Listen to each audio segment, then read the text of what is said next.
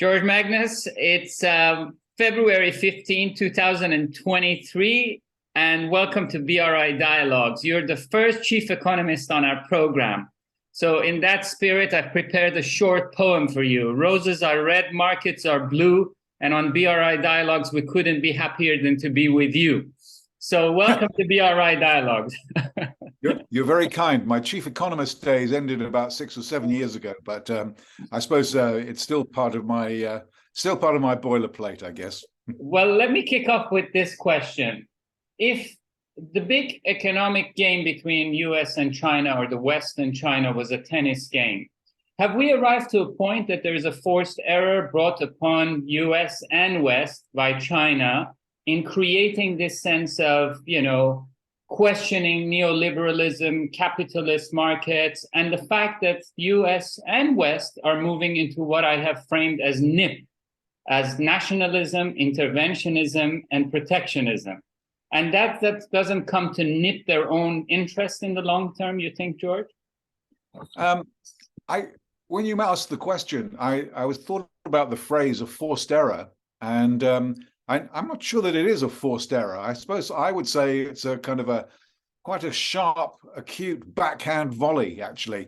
And I say that in the sense that I think that there was a time, actually, probably it predates Xi Jinping's coming to power in 2012, when China was, well, at least the Communist Party of China was beginning to become more assertive, a little bit more truculent in terms of its international relations.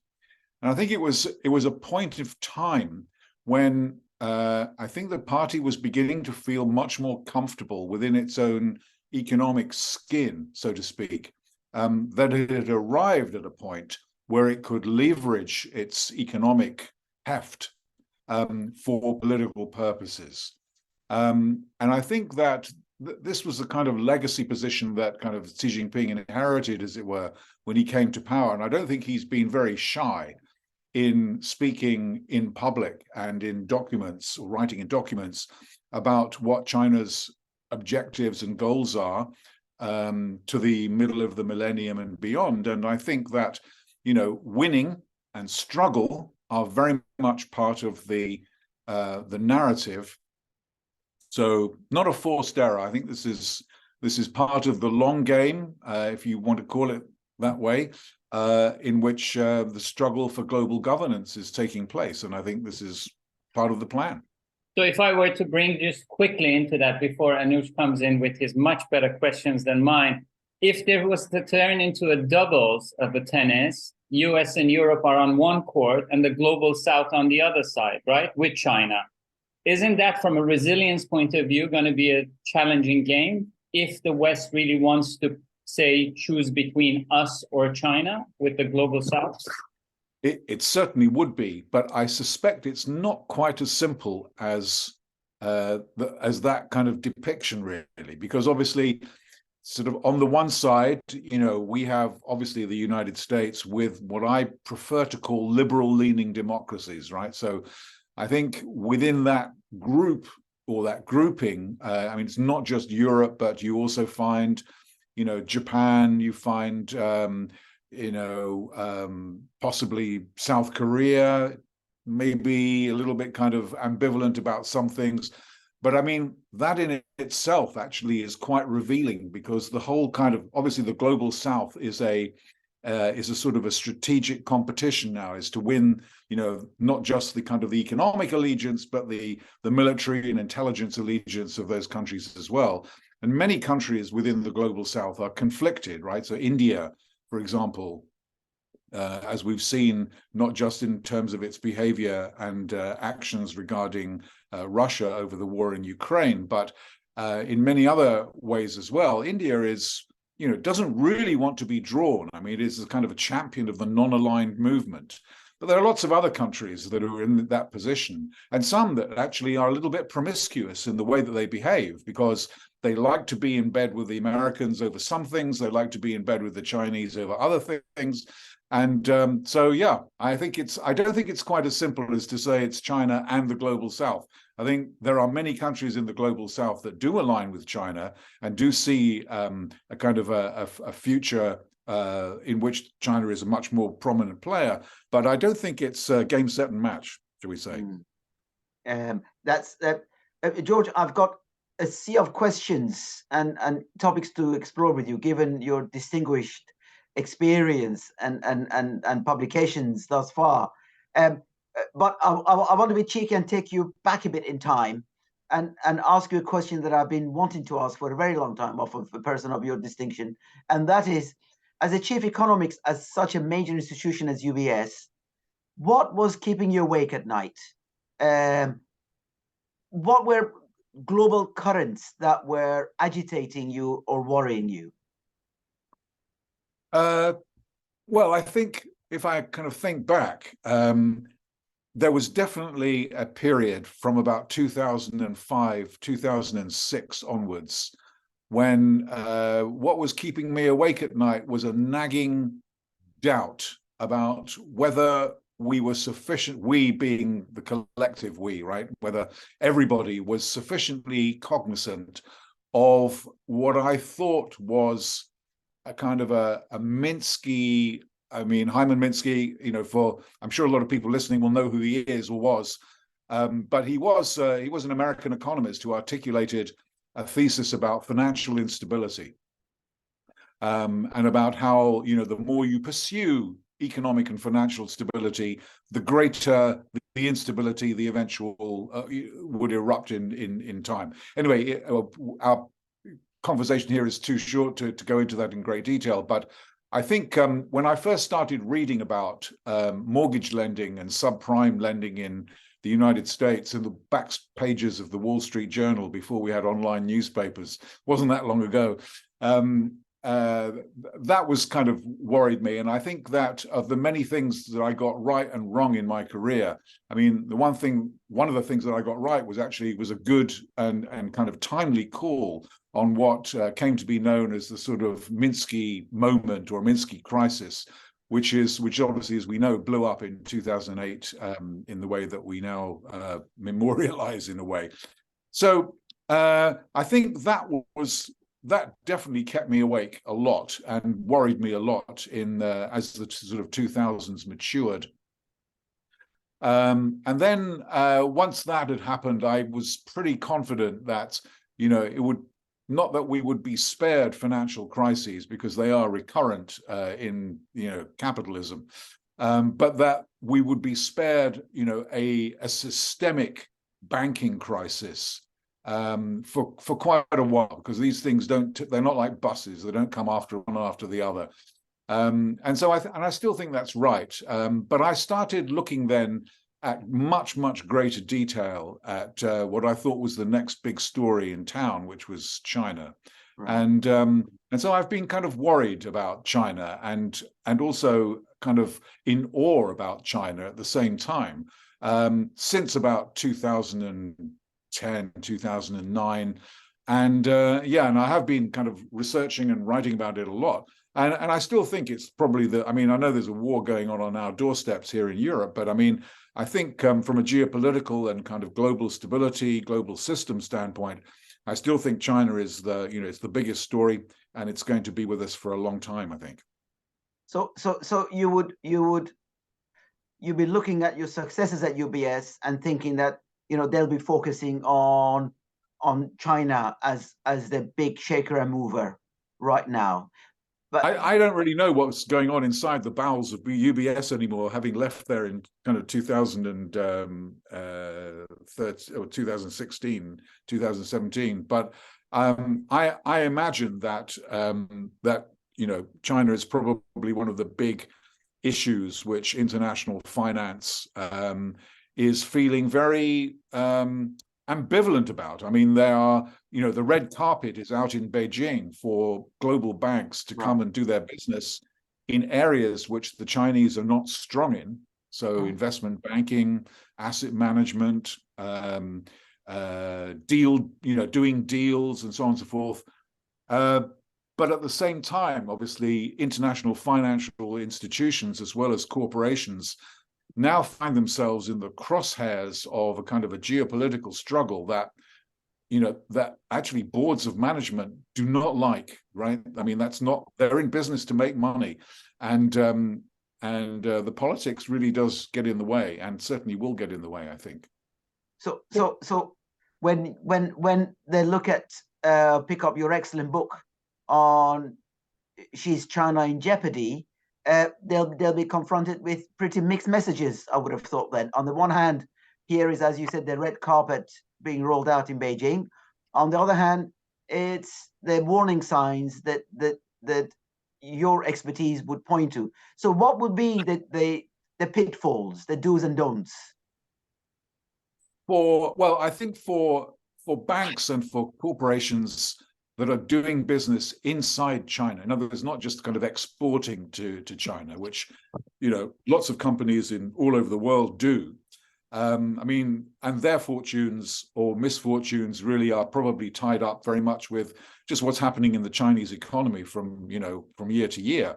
But for companies that have basically made the commitment to be in China for China, to manufacture in China, and to provide financial good, either manufacturing or financial services in China, I think there is a big problem for them now, which is really whether they still have trust. I mean, that they were always committed to dealing with the idiosyncrasies of operating in China. And by idiosyncrasies, I mean things that were different, annoying, just not the same as they would have been in their home countries or home territories.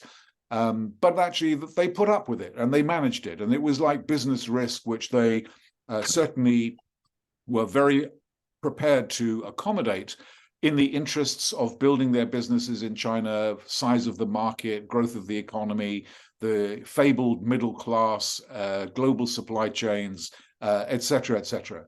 Now, a lot of this is still true, of course, but of course it's been tinged by somewhat bitter experiences, I would say, over the last several years, particularly the years of zero COVID. And even though zero COVID has now been abandoned, I think the legacy of governance, which has been left by the Chinese government's behavior through those years, and with regards to dealing with private firms and with entrepreneurs and data and all kind of software issues and intellectual property and so on. These things are all becoming a little bit much more feisty for boards of management, as are, for example, the reliability of supply chains. So this is not just because of, obviously zero COVID had an impact on the physical operation of supply chains, but the governance structure in China also, and the kind of international relations environment is making those supply chains more vulnerable and more circumspect, I think. And so a lot of companies, I think, are thinking about how to maybe reorient or restructure their businesses in the next kind of 10 to 15 years. So I don't think you're going to see kind of big changes tomorrow or next month. But I think the balance of opinion that we get from surveys of international companies in China is that some change is afoot, if not rapid. George, going back to 2008 and global financial crisis, which you detected the tremors coming sooner than some others, wasn't there as well a moment of perhaps China coming to rescue when Hank Paulson started talking to China in post-financial crisis to come in, to pump in money and to keep the growth? And, was that credit given to China properly, in your view, looking back? And had China not stepped up to the plate, as Hank Paulson asked them to do so behind the doors, would we be where we are? And then the second question I have is that the flag always follows the trade. Warren Buffett with BYD, Tesla with the largest market share in China. And yes, the red carpet is out there, but David Solomons of the world and Jamie Dimons of the world are chasing the savings of the Chinese as well. How do you see this would balance out in terms of the credit due and the opportunity ahead?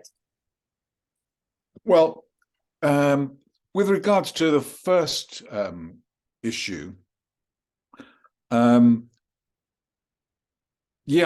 I mean, there was a sort of a great celebration at the G20 summit in London in April of 2009, as I recall.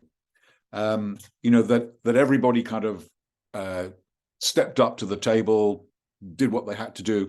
Of course, a lot of these things, a lot of what they were self-congratulating about, were basically decisions that lots of countries took for perfectly selfish reasons in the months beforehand. So the UK package, the US fiscal stimulus, China's, I mean, at the time, people may remember that it was, the China's announced a package in September of 2008, which was worth about 14% of GDP. This was largely a bank financing program rather than infrastructure, fiscal policy per se. And maybe that was the outcome anyway. But how much of that, I mean, you asked the question whether China got credit for it. I mean, I think people widely recognize that certainly within Asia, that the Chinese financial rescue package certainly did have an impact in stabilizing China and therefore, by implication, stabilizing the region of Asia. How much of that actually manifested itself as a kind of a global demand stimulus, I'm not sure, really. In fact, it was something that I was kind of thinking about actually just quite recently, really, when I read there was a newspaper article, I think in the Wall Street Journal, that talked about, China's post-zero COVID recovery was just the ticket for spurring global demand. Right. And my kind of reaction to this was that this is a narrative we hear very often about how, China accounts for such a large part of global demand growth. Well, people have to be a bit careful about how they interpret this, because China's contribution to world GDP is not measured by China's own GDP or by China's exports, but by how much China imports. Of course, for as long as people can remember, China runs balance of payment surpluses. From memory, I mean, China's balance of payment surplus peaked in around 2006, 2007 at about 10% of GDP, and it has been sliding ever since. But it's still present, and I don't think it certainly didn't disappear during the stimulus, the banking stimulus, which they injected in 2008, 2009. So from a systemic point of view, if we look at kind of global imbalances, I mean, that program, did help to stabilize the Chinese economy, but I'm not sure whether it did all that much stabilize global demand. But certainly one should recognize that the Chinese did step up to the plate, and they had very strong reasons to do so, because hundreds of thousands, if not millions of workers were being sent home to their homes, well, to their homes in the countryside in the autumn of 2008, because export orders had dried up. So it was great significance. You asked again then about financial firms sort of going into China, and I think that I think if they see market opportunities and there isn't any kind of great political compulsion on them to step back or to bite their bottom lip, then that's what they're going to do, and they are welcome in China, as far as I can tell, for the expertise and the know-how that they bring to the operations of China's financial markets and to China's own financial institutions. But will the Chinese be grateful to them once they've kind of learned what the foreign banks have to offer them? I'm not sure. I mean, it's been very difficult for foreign banks to make money in China, or to take market share beyond a very kind of small amount of deposits and international business. So I think big asset managers and banks will try very hard to generate more revenues, and I no doubt at all that they'll put a lot of effort into this, but whether they will be rewarded over the medium term is questionable, I think. Yeah. George, I was going to go back to the Wall Street Journal article you cited regarding post-COVID China and so on. But I'm really glad you raised the issue of foreign banks in China, because as you know, and you've alerted the world to this, that China's own banking system is in dire straits because of its overlending, because of this, the local authorities' exposure, the bank's exposure to construction and so on. So if foreign banks are going in there, first, where do you think they're going to make money? And secondly, will they feel compelled to kind of dive into these structural problems that China is facing? Well, I suppose the short answer to that is, I mean, the foreign banks basically don't really get involved in the kind of loans and activities which traditional Chinese commercial banks are involved in. So I don't really think that there's going to be a kind of a bad debt problem for foreign banks. I mean, I'm not saying that not that I am intimately familiar with the structure of their portfolios in China, but I would have thought that what they're really there to do is to intermediate savings in China's economy. Right. So I think what the Chinese really want from the foreign banks is the development of more sophisticated capital markets, savings products, because most household savings in China, I mean, it basically takes two forms, which is bank deposits or increasingly and predominantly property. And this leaves the household sector very, very vulnerable. So financial repression in China means that they don't really make very much money on their bank deposits. And the property market, which has kind of rolled over in China, probably for quite a long time, would be my guess, is something which I would guess that middle-class Chinese are feeling a little bit kind of anxious about, particularly now we've had like 7 or 8 consecutive months of moderately declining prices, but this is quite unique in China's property market. So I think that just to return, so I think the foreign banks basically intermediate savings, introduce new financial products, mutual funds, for example, give Chinese households a kind of a new vista, really, of how to invest their savings, as households still save a very high proportion of their income. And obviously teach the Chinese investment banking community the tricks of the trade when it comes to investment banking. I mean, I think that's really what they're there to do, and to basically blaze a trail in these areas. Yeah, so that's a very different kind of financial activities from the what the 5,000 banks in China traditionally do. Right. So basically building portfolios overseas, for example, like we do in the UK in terms of the independent savings accounts, for example, and such like. Yes, yeah, it's to innovate and introduce new financial products, which will give households a greater array of choice when it comes to how to save. But then, of course, tie China even more tightly into the global financial system in ways that may not please the political leadership, I suspect. Yeah, I mean, I sometimes wonder what a private conversation between the head of intelligence or the head of the administration in America and people like Ray Dalio and Larry Fink might look like, but or what it might sound like. But yeah, I mean, I think there is this tension. Right. I think there is a tension there because I mean, we can kind of argue the point as to whether the sort of bipartisan, sometimes hysterical nature of the reaction that both Democrats and Republicans, sometimes you can hear them, in terms of their reaction to China, whether that's really just gross overreaction. But actually, given that it exists and it doesn't seem likely to change in the foreseeable future, I would think that I think the political pressures on entrepreneurs and CEOs, isn't going to let up, really. No, I can see Ali's poised to come in, so I'm going to get my question in before he does, George, and then I'll shut up. And going back to Wall Street Journal, so yes, there is now all this kind of speculation, conversation about China having lifted COVID restrictions.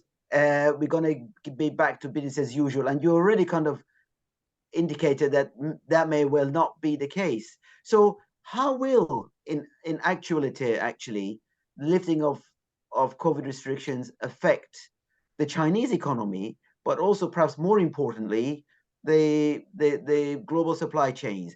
Is it going to get back to something that looked like normal pre-COVID, or has the world moved on? And in that, of course, Biden's Inflation Reduction Act must come into play somewhere, right?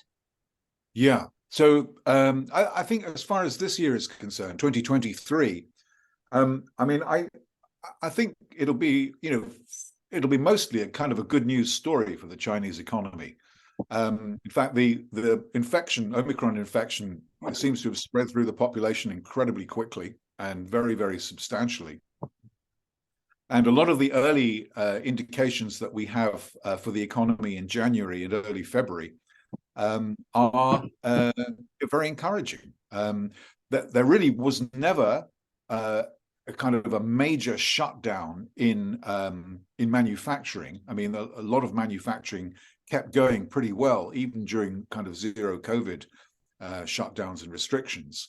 But the hospitality, leisure, transportation, and construction sectors were all really, really badly affected. And I think these are beginning to come back again, particularly services like leisure and transportation and hospitality. People like, as we know from our own experiences, people like being able to get around and mix with other people. So Chinese people are exactly the same and seem to be relishing that as well. So for the time being, I think there's not going to be very much problem about the Chinese economy at all. I think the recovery will be like hockey stick shaped, it'll kind of tick up quite significantly. We don't really know the extent to which Chinese savings, which were built up as they were in other countries too, will be kind of released into the shopping malls or online. Or whether those savings to some degree reflect a degree of uncertainty about real estate, in which case they might not be spent as freely. But I think there will be a bit of a consumer-led bounce in the economy. Even the beleaguered housing market, I think, will come back a little bit, partly because there's a bit of pent-up demand, partly because of the measures which the government has released or unveiled to stimulate the supply side of the Chinese real estate market. But my question really is not whether there'll be a nice economic bounce in China in 2023, but how long it lasts and how long it'll be before the familiar headwinds reassert themselves, which I suspect might even begin before the end of this year, certainly by 2024. George, having read your book, I also came across with an interesting book, I don't know, from another fellow economist. Have you watched this Edible Economies? I don't know if it's in the background. It's by Professor Haojun Chang. Quite interesting read. And a contrast that I found in the story, because he's from South Korea, he talks about the fact that, the South Koreans were not allowed to travel abroad, even as late as 70s, early 80s, because all the capital was going in industrialization. They were not allowed to buy, household goods and, appliances from leverage, but just to, when they can afford it again, and so forth. And then when you look at the growth of luxury brands, Louis Vuitton, the rest of it, the travel industry, as you rightly said, it's all very much interdependent on China as the future market, or, the aspirational markets there. But that's one side about the growth of China and its dividends for the rest of the world.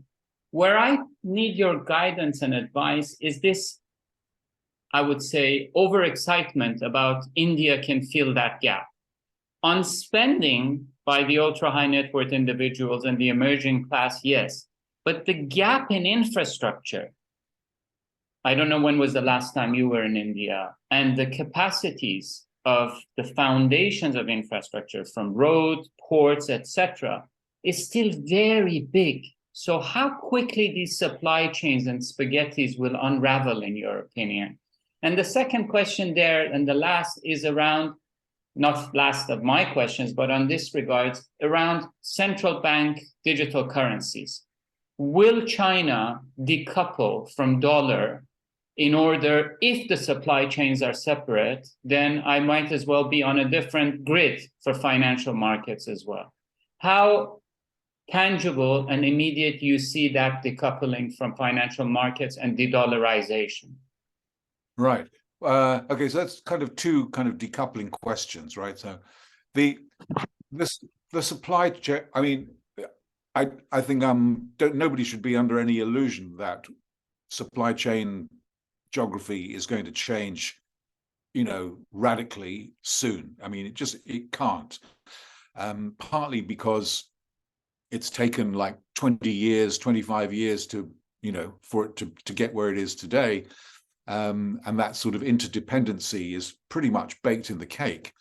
And partly because, it's a big decision. I mean, people talk about Apple, for example, and the degree to which it has kind of committed or overcommitted to China. Of course, Apple in many ways is unique. And if you look at a company like Samsung, it has kind of diversified its supply chains and its markets and its customers in ways which Apple has not. So it's not like it can't be done. And some companies, one could argue, have already kind of made a bash at or had a stab at starting to do that. But obviously, for a company like Apple to, that is that much committed to China, to change its production geography and supply chains, to India, I mean, that's just not going to happen anytime soon, right?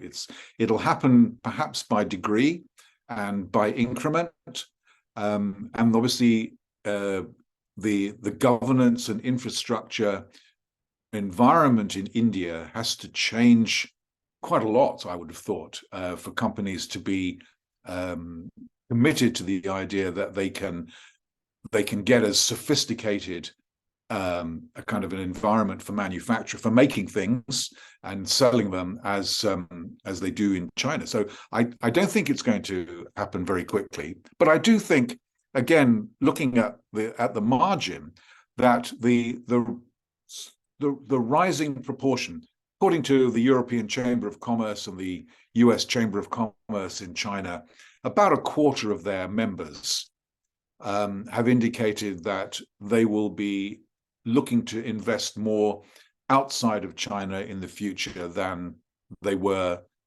before.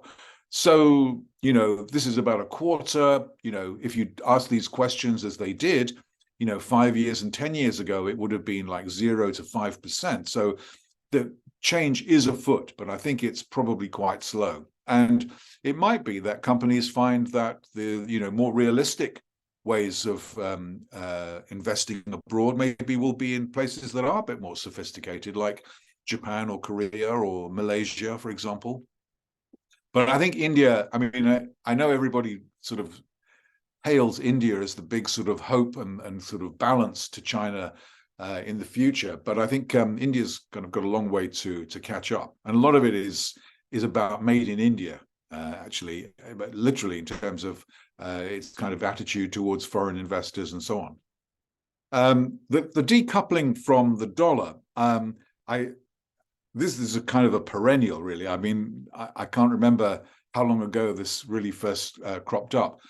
So I would say, or my standard response to people, which is why I don't get invited to internationalization conferences anymore, but my standard response to people is, you can't really have a viable alternative reserve currency to the dollar unless you allow people to build claims on you, which basically means you either have to run current account deficits in perpetuity, which means you have to have a drastic change in the behavior savings and investment behavior in your domestic economy, or you have to have open and free and transparent capital movements, which means the lifting of capital controls. Because people can only acquire claims on you if they can get hold of your currency. You can only do that traditionally through current account deficits or free capital outflows. China has no interest in pursuing either of these two options. So these two options, I think, are pretty much closed. And that begs the question really as to whether central bank digital currencies may be the breakthrough that everybody thinks, is going to be to defy that sort of economic logic. And I think they're barking up the wrong tree with this one too, to be honest. So the reason that the dollar is the dollar has nothing to do with the efficiency or inefficiency of the payment systems which allow dollars to circulate. And I don't think the efficiency of the Chinese payment system, if people do use the CBDC outside of China, which is a big call, by the way, because it means that the People's Bank of China will know everything about you and about your, transaction history. And a lot of people will be a little bit kind of anxious, I'm sure, about not exposing all that information to the Chinese central bank. But I don't think the efficiency of the payment system is really the reason why the yuan is or isn't going to be kind of a major reserve currency or a big rival to the dollar in the future. I think it's really all about institutions, capital markets, trust, and inertia. I mean, inertia is one of the strongest reasons why we've only had two world reserve currencies, really. Obviously, war and kind of imperial decline kind of ended the role of sterling. Maybe that will happen to the US dollar in time as well. But right now, I mean, it's not a prediction I'd be very happy to make, to be honest. You didn't once mention Brexit as you were going through this and the euro. So I wonder whether you have any thoughts on that you may want to share with us going forward in our conversation. But I noticed that you very, very smartly avoided the Inflation Reduction Act question. And so I want to take you back there, but with a very blunt question. George, this is obviously, a drive for Americanization again, or re-Americanization, for want of a better term. So who do you think, in your judgment, is going to be the net loser? China or Europe, or both of them? Or am I getting this completely wrong? Right. Okay. So just very quickly, I haven't mentioned Brexit because it kind of didn't roll off the tongue very easily when we were talking about China. But yeah, no, I mean, I think for the UK, just parochially, if I may, for a moment, yeah, I mean, I think, it was like, I thought it was a dumb decision in 2016. I still think it was not the best decision that we could have made, but the context in which the referendum was held and the array of backlash to the financial crisis of 2008, 2009, in which I categorize and pigeonhole it, by the way, kind of is something which is not so easily dismissible.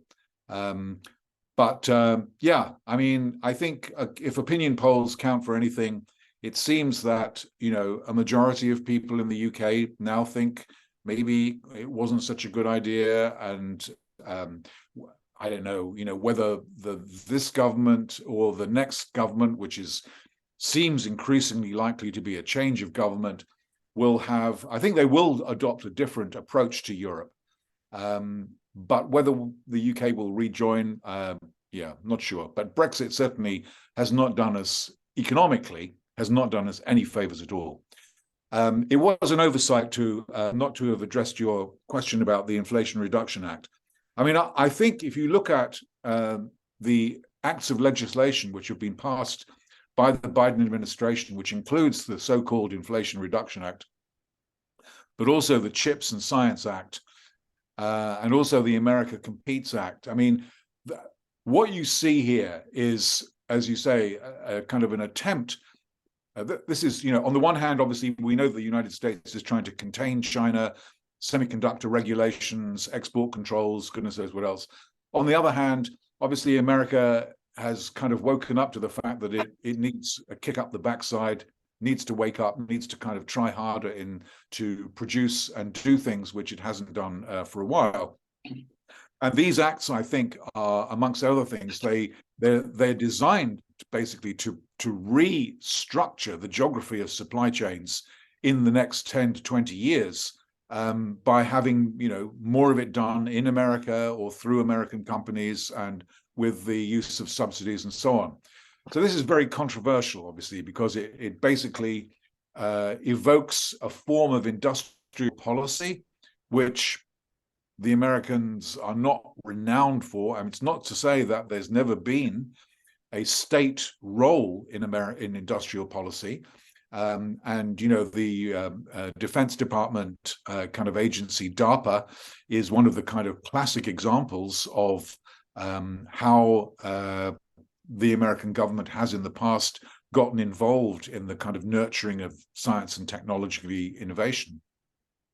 So this is controversial, particularly, as you know, for Europeans, because it's a lot of European companies think that they basically have to, go and move to America or take over an American company in order to qualify for the kind of contracts and business that otherwise they might not be eligible to do. And there's been a lot of controversy in political circles and in magazines like the Economist magazine, for example, to wonder whether this is going to be a self-defeating initiative, because it's just going to encourage Europeans to want to introduce their own subsidies. And then we ask the question, is this the most effective and efficient way of trying to get forth the supply response in terms of technology that we want? Well, we've bitten off a huge question or topic there with that question. My short answer is I think it is raising hackles in Europe without question. I don't really know how this is all going to end up. I mean, it might be that because the intervention of the kind of Russian war in Ukraine, that actually the Europeans and the Americans are being drawn closer together in ways which we otherwise might not have been expecting or being comfortable about, and that there may be horse trading, in which favors will be granted towards European companies in exchange for something else politically. I'm not really sure. But I don't think we should underestimate the intent of the US administration. Some of it may succeed, some of it may not succeed, but the intent is certainly pretty strong to make its mark again. Yeah, George, there's a tremendous focus in the Western Hemisphere on governments always reaching out and outsourcing a great part of their thinking to major consulting firms, from Deloitte to Bain to McKinsey. Whereas in China, you see that is becoming very much a very hardcore competition for civil servants, and the brightest and the best go. Is there a possibility of an erosion of perhaps human capital gap, the same way that China surpassed the West in some areas in terms of technology and innovation, whether it's copying or whatever, that's a different story, but stealing the thunder in terms of manufacturing? Are we becoming a bit complacent on relying on consulting firms? That is one question. The second one is in weaving into BRI with the latest sad events and earthquakes in Turkey and Syria, the war-ravaged countries of the forever wars, Libya, Syria, Iraq. Is there a continuation of BRI for reconstruction of these geographies and countries? And will that give that soft power to China, do you think? Yeah, these are kind of two, I was going to say off the wall, but really important questions, really.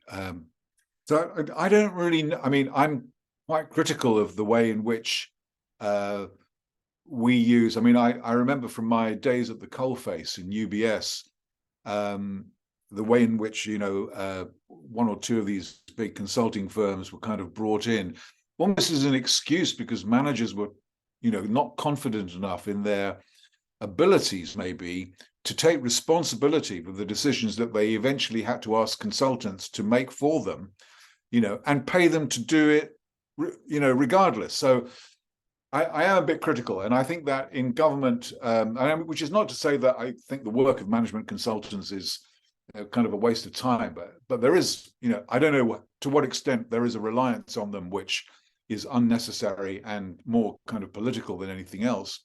Don't know. Not my field of expertise. When you mentioned human capital, though, I'm reminded really of one of the best books on China that I read in the last 10 years, which came out last year, by Scott Rosell and Natalie Hell. It's called Invisible China. And it's really about the half of the population that nobody really knows anything about, unless as a researcher you spend like 20 years there, which is what Rosell did, looking at the cognitive development of children in rural areas and in small towns. Anyway, I can only recommend the book very strongly to people to read, and won't go into it in great detail. But suffice to say that adjusted for the most recent census, so Rosell's numbers are based on the 2015 census, but based on the 2020 census, probably only about 17 or 18% of the workforce actually have tertiary educational attainment, in other words, college degrees. And possibly only about 35% of the labor force have secondary school qualifications or better. So these are numbers which I found quite shocking. They, China has income per head of about $12,000, puts it on the same kind of platform really as Mexico or Brazil, for example. But it's, in terms of educational attainment levels, regardless of what we think about, scientists and engineers and, management consultants, but in terms of the human capital stock in China is nowhere near as high as we sometimes think it is, because we think that Shanghai students with high PISA scores are representative of the entire population, which they're quite clearly not. So I think, China has a big population and they churn out a lot of scientists and engineers every year. A lot of them actually also can't find jobs that are befitting of their qualifications, and no different in China than it is anywhere else, maybe. But actually, we should not forget that in the aggregate, that the human capital problems in China are pretty pronounced. Now, in a generation or two, it may change because people are paying attention to these things now, but it's a long-term kind of adjustment. The other question was about the BRI. I mean, if anything, I think that China's financial commitment in the BRI is a shadow of what it was. I think in terms of financial contracts, so most of the BRI was really about financial contracts rather than direct investment. And so these contracts peaked in about 2017. And because of China's scrutiny over outward investment, and because of the bad debt experiences that China has had in Venezuela, Pakistan, and Sri Lanka, and a lot of other countries, the amount of new financial contracts of lending basically into the BRI has diminished substantially. It's just a trickle now. Obviously, there are new forms of activity going on in terms of the digital Silk Road, the health Silk Road, right? So these are trying to create markets for Chinese companies in BRI countries.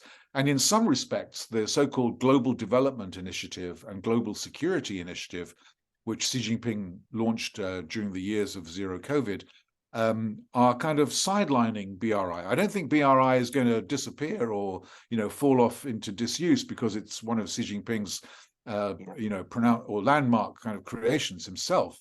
But I think that these development and security initiatives are in some ways kind of displacing some of the BRI role in terms of so-called soft power, as you put it. Does that mean that China, I mean, obviously, they are giving assistance to the victims of the earthquakes and so on, but I don't think the Chinese are about to embark on any big kind of development aid or lending programs related to these tragedies, to be honest. Not as far as I can tell. Oh, George, you just keep pressing the buttons in my little grey cells. So on BRI, I just got one question, just coming out of your observations just now, and then I've got an issue also on demography. On the BRI. So do you think Rais's trip, Iranian President Rais's trip to China to try and kickstart, Iran's role in the BRI and Chinese interest in Iran economy is fool's gold? And on demography, you observed about human capital. I'm now increasingly seeing and hearing that the 20-somethings in China who are educated with skills are looking towards migration. And as they see the Hong Kong door having been closed as well, that actually that could become quite detrimental in the next 10 to 15 years. What's your take on that? Okay, I should say, I'm certainly not an expert on Sino-Iranian relations, but I think it's kind of interesting that this visit is taking place, particularly because we know that the Chinese have been kind of warming up to Saudi Arabia as well. So, this is, I suppose, classic power politics. I certainly think China's, it's, obviously its oil relations are important. I mean, it's highly dependent, of course, on oil coming from the Gulf. It certainly is more than eager to fill gaps in a very important part of the world where America seems to be persona non grata or just having difficulties maintaining its relations. So from a geopolitical point of view, of course, it makes a lot of sense for Beijing to get close to Tehran. Obviously the friendship without limits with Russia means that I suppose any friend of Russia's is a friend of China's as well, to some degree. So I think there is this. I'm not qualified to comment really on how deep and how committed this kind of rapport is or is likely to be. But I think we can certainly see very persuasive reasons as to why it makes sense for China to offer a kind of a fuzzy and warm kind of welcoming view to Iranian and Saudi politicians. On the question of the human capital and the demography, I don't really know. I think I don't really have any data about people leaving China. We know that a lot of Chinese capital is leaving China, often through sources which are not captured by capital controls or by balance of payments data. We know that, for example, during the last year or two, about 300 or 400 family offices. So these are wealthy families with investment programs that are managed by entities which are called family offices, have shifted their headquarters to Singapore, probably getting permission, I would say, to rehouse billions of dollars. We know that China is very active in exporting capital. I'm not really very sure about the numbers in terms of how much labor or how many people China is exporting in terms of migration. But you raise a question, that crops up, I think, in a lot of other conversations that I have, particularly with younger Chinese who are living here or working here or studying here, which is that the millennials have different views about the state and the party and the country from their parents and grandparents. I mean, they don't have memories of direct memories of the Great Leap Forward or the Cultural Revolution. They are a generation which maybe for the first time since Deng Xiaoping is not as confident about doing better than their parents were about their parents, and so on. So yeah, I think it'll be kind of interesting to. I can only say it'll be interesting to monitor and just to see what happens to mainland Chinese. Many of them obviously are moving to Hong Kong. Yeah, attitudes do seem to be different, but we lack really what I would say is kind of decisive and penetrating information about what people think and their attitudes, simply because public opinion isn't measured in the same way in China as elsewhere. George, we could go on and on and on, and we hope to have you back before the next Valentine's Day. But in closure, I always ask our questions with two standard questions, and they are extended to your wisdom as well. What is your single most important piece of advice to cinephobes and to cinephiles? Well, I suppose it's probably the same thing, really, which is, just don't overreact, right? I mean, we know that there is, whatever you want to call it, strategic competition, adversarial competition going on.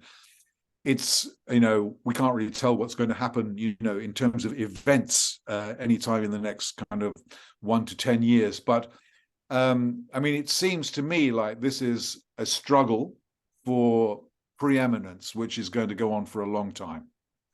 Again, we don't know if, for example, a sort of a rogue leader should come back to the United States, whether, that process could be hastened, that process of decline could be hastened. We don't know, for example, if Xi Jinping proves to be really stubborn, or as stubborn as we think he might be, whether China's economy will actually hasten Xi Jinping's decline. But I think this struggle will go on. I think we have to find a way of trying to, not fight each other. I mean, literally, hopefully. So for the Sinophiles, kind of wake up. Times have changed. If you grew up on the diet of engagement with China, you've just got to kind of shake yourself out of that mode and kind of adjust to a new world where we have to be a little bit more careful and cautious about what we're prepared to engage with and on what terms. And if you're a Sinophobe, then, just pull back, because not everything that China does is necessarily the devil's work. And not every single incident that happens is a kind of casus belli, So, yeah.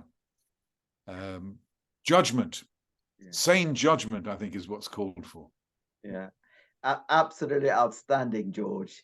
Sane judgment is the phrase that's going to stay with me for the day. I think we're going to have so many reactions to your extraordinarily insightful conversation with us, George. So I'm really deeply grateful to you. As I said earlier, I follow your writings and watch you speak, and always wanted to have a conversation with you in person. So you've given us that pleasure to do so. It's been a privilege to be here hosting you.